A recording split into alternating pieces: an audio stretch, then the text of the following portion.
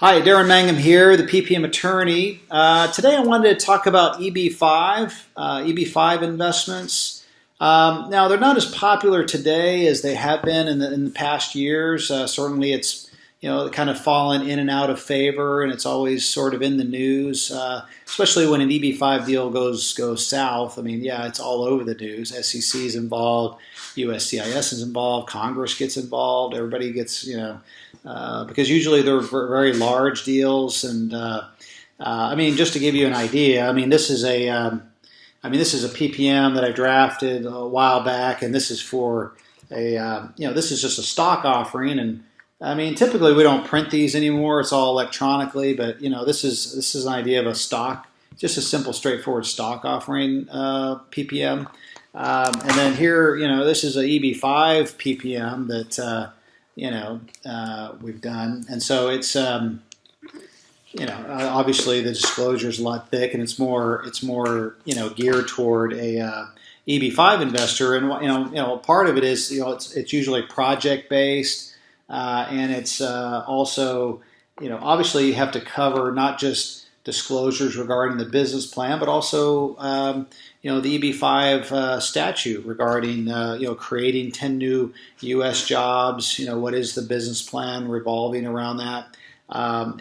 Because oftentimes, well, not oftentimes, all the time, EB5 investors that are looking to become a resident of the United States, they're using this investment to not only get a return on investment, but they're also using it to get an EB5 visa, permanent residency in the United States. And so typically they're structured in a way such that you're able to have you're able to show as part of your business plan that you're creating 10 new U.S. jobs per investment, and usually those investments are between $500,000 to $1 million.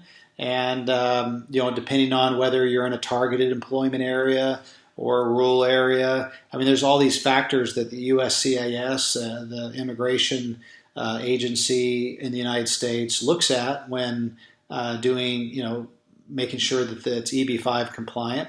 But obviously, those are factors that come into play. Obviously, when they look at where the source of investment came from the foreign U.S. investor, and whether the business plan makes sense in order to support the potential creation of new jobs in the United States. Now, whether you're going through a EB5 regional center and you're doing your private placement memorandum through a regional center, or whether you're doing a direct EB5 where you are the principal of the new U.S. enterprise and you're bringing in new capital from a foreign investor that has active participation in the business, like as a partner or a board of directors, and they're also putting either, again, $500,000 or to $1 million into the enterprise and the creation of those 10 jobs. I mean, those are sort of the high-level key factors, but certainly as part of all that, because it is an investment at the end of the day, you're going to want to make sure that you have a full-blown private placement memorandum that covers everything when it comes to the EB5. And so so a very highly technical area of the law. Again, it sometimes falls in and out of favor depending on, obviously most Chinese investors have been gravitating toward EB5, but, in past months it's really been interesting to see it kind of branch out into other areas.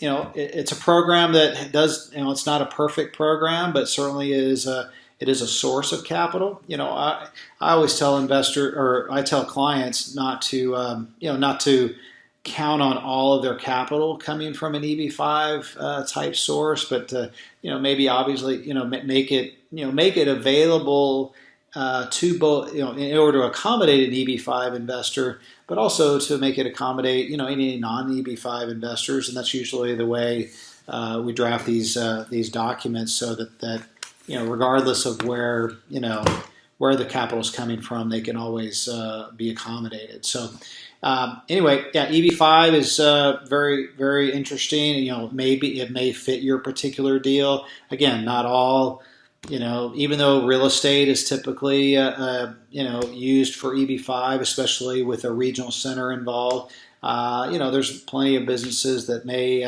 be able to support this, a direct EB5 type approach.